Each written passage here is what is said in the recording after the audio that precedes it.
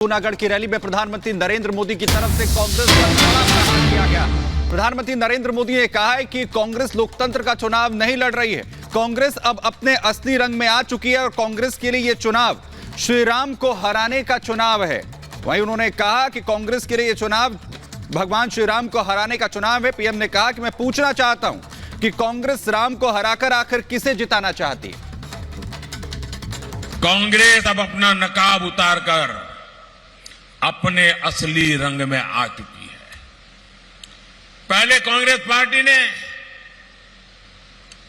अयोध्या में 500 साल के बाद भगवान राम का मंदिर बन रहा था।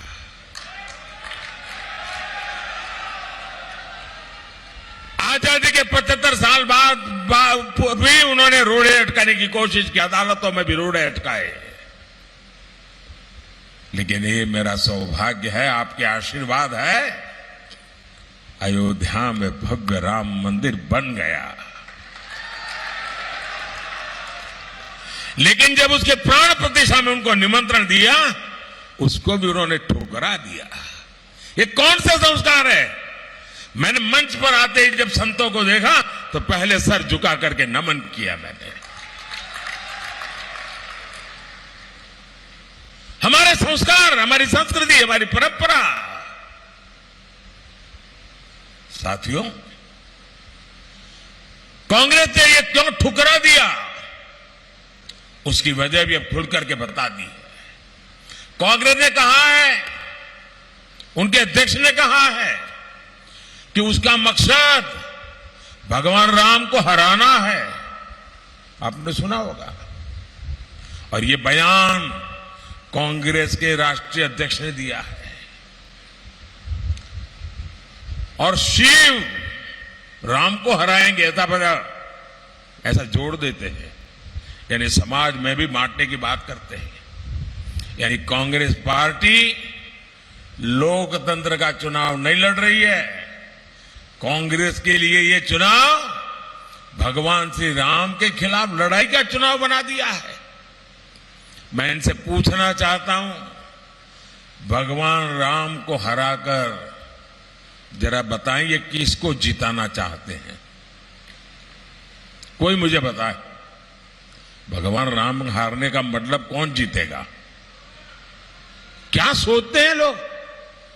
और इसी सोच के साथ मुगलों ने 500 साल पहले राम मंदिर को गिराया था। यही सोच लेकर हमारे सोमनाथ मंदिर को ध्वस्त किया था।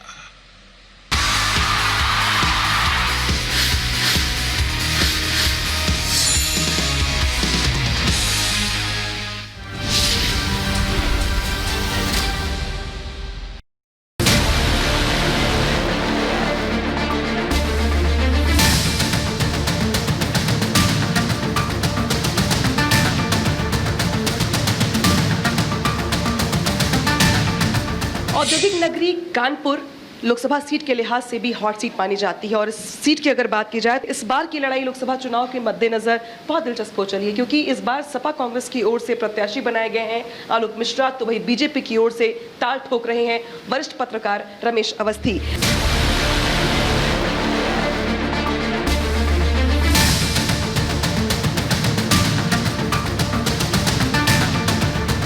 रमेश अवस्थी जी चुनाव प्रचार के लिए निकलने वाले हैं, खुद भी चाय पी रही हैं। जनता के लिए उन्होंने चाय बना के रखा हुआ है, समर्थकों के लिए अपने।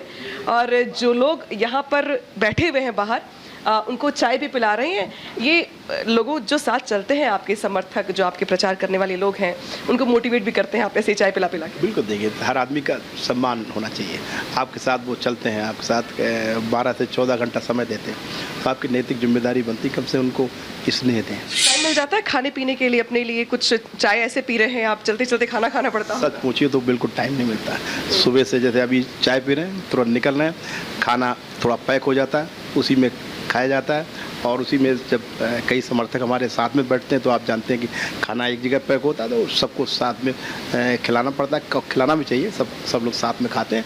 तो वही दिनचर्या है, कोई टाइम नहीं है कि कब खाना खाना है, कब चाय पीनी है, जहाँ मिल गया जो मिल गया वही खा लिया। कानपुर सीट आपके लिहाज से कितनी चुनौती आपके लिए है, क्योंकि आप भी पहली बार चुनावी मैदान में है, रोल बदल चुका है आपका, जिम्मेदारियां बदल चुकी हैं, चुनौती कितनी बड़ी मानते हैं इसे? मुझे लगता नहीं कि कोई बड़ी चुनौती है कानपुर में जब से मैं प्रत्याशी घोषित हुआ है तब से लगातार मैं दौरा कर रहा हूँ कानपुर में। अगर हम भारतीय जनता पार्टी का जो स्ट्रक्चर है, मॉडल है कि एक लोकसभा में कितने मंडल होते हैं, तो हमारे यहाँ 18 मंडल हैं। 18 मंडलों में मैंने लगातार शुरुआत से बैठकें की, सैकड़ों में कार्यकर्ताओं से व्यक्तिगत मिला। यहाँ पे जो तमाम जो बीजेपी के नेता हैं उनके मन में बीजेपी से टिकट भी होगा, लेकिन सबका टिकट काट के आपको बांट दिया गया, तो लगता है आपको कि जो बाकी लोग हैं उनको इस बात से दिक्कत हो रही होगी, कहीं गुटबाजी का शिकार ना हो जाए, कहीं भीतरघात ना हो जाए? देखिए, बात बिल्कुल सही है कि जब आप चुनाव की तैयारी करते हैं, टिकट मांगते हैं, तो तमाम लोग होते हैं टिकट मांगने वाले, मिलना तो एक ही है, क्योंकि भारतीय जनता पार्टी टिकट एक आदमी नहीं दिला सकता।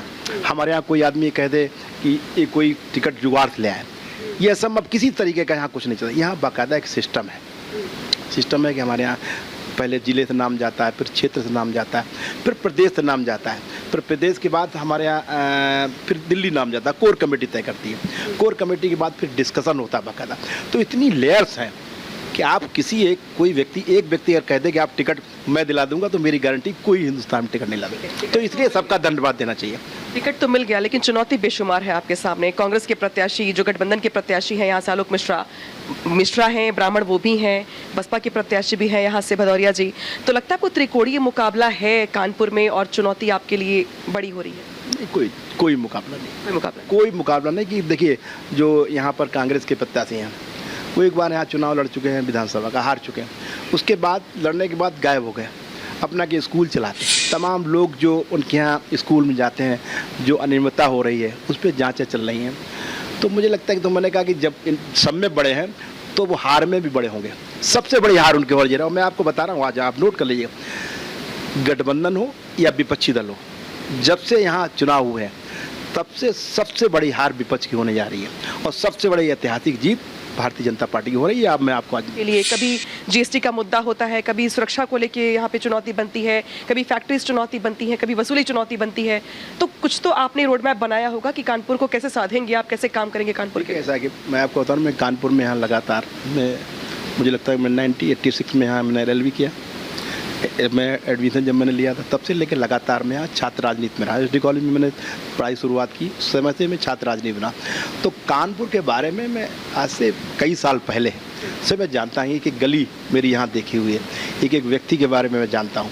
तो कानपुर मेरे लिए कोई नया नहीं है। एक वीडियो आया और उसमें आरक्षण को लेकर इशारा किया गया, उसको हालांकि फेक वीडियो भी कहा गया, लेकिन मुद्दा गर्म आ गया आरक्षण को लेकर। और आरक्षण एक बड़ा मुद्दा है देश के लिए। जब PM को सामने आके कहना पड़ता है कि हम आरक्षण खत्म नहीं करेंगे, इसका मतलब है कि देश का बड़ा तबका आरक्षण को एक बड़ा मुद्दा मानता है। और इस पर विपक्षी पार्टियां जो बातें कह रही कि अगर सरकार बनी बीजेपी की तो आरक्षण खत्म हो जाएगा, तो क्या आपको लगता है कि ये बड़ा मुद्दा होने वाला है कानपुर में भी, और कानपुर में भी जो लोग हैं इस मुद्दे पर वोट करेंगे? जी देखिए, ऐसा है, कोई मुद्दा नहीं, ये तो विपक्ष के पास जब कोई मुद्दा नहीं रहेगा तब उन्होंने आरक्षण का मुद्दा कर दिया। माननीय प्रधानमंत्री जी ने जब स्पष्ट कर दिया कि कोई आरक्षण खत्म करने वाले, न कोई योजना थी, न कोई उसका मतलब है, ये सिर्फ केवल खिसियाहट, फिर कोई मुद्दा मिल जाए, अरे भाई आरक्षण समाप्त करने की हमारी पार्टी की हमारी कोई योजना नहीं है, आरक्षण लागू रहे। उनको डर है कि वो 400 सीट अगली बार आ रही है तो आरक्षण खत्म कर देंगे, ये सिर्फ भय दिखाया जा रहा है लोगों में, क्या और लोग भी जानते हैं कि मुद्दे तो बेरोजगारी को भी लेकर के हैं। विपक्ष कह रहा है कि भाई बात बेरोजगारी पर करते नहीं, बात महंगाई पर करते नहीं, बात करप्शन पर करते नहीं, और सिर्फ मंदिर मस्जिद करके बस वोट लेने की स्ट्रेटेजी। आप तो 2014 में हमारी सरकार पहली बार आई, 2014 से पहले कितने स्कैंडल थे हिंदुस्तान में, आप देखते थे कहीं कोई नेता जेल जा रहा, कोई फिर बाहर आ रहा, किसी पे चार्जशीट लग रही है। तो ये करप्शन का कितना बड़ा मुद्दा। आज हमें आप 10 साल में कोई पकड़ बताइए कि कभी कोई करप्शन में कोई किसी चीज़ में कोई जेल गया हो, या कोई बहुत बड़ा स्कैंडल भारतवर्ष में हो गया है। रोज़गारों पे हम लोगों ने रोज़गार देने की बात की, आज हम लोग हज़ारों ने लाखों लोगों को रोज़गार दे रहे हैं। इनके पास कोई मुद्दा नहीं रह गया। माननीय प्रधानमंत्री की लोकप्रियता मैं आपको बता रहा हूँ इतनी ज़्यादा जा चुकी है कि उसके आगे ये सब बौने हैं। आज आप बताइए विपक्ष में कौन सा नेता है जिसको अगर हम तुलना करें माननीय प्रधानमंत्री जी से कि ये इसकी तुलना में ये व्यक्ति इतना है, वो अगर 100% है तो ये तो 10% भी नहीं है। आज देश और दुनिया में माननीय प्रधानमंत्री की चर्चा हो रही है। और जब हम लोग 2014 से पहले जब जाते थे, आप भी गई होंगी, तब आप वहाँ सिर्फ चर्चा होती थी कि अरे भाई वो नेता जेल कब गया, वो छूट के कब आएगा, सिर्फ करप्शन, भ्रष्टाचार। और यूपी की बात की जाए, यूपी में आप 2017 से पहले देखिए, आप व्यापारी वर्ग की बात कर रही थी, व्यापारी असुरक्षित था। आज व्यापारी उसका बच्चा अगर 10 मिनट लेट आ जाता था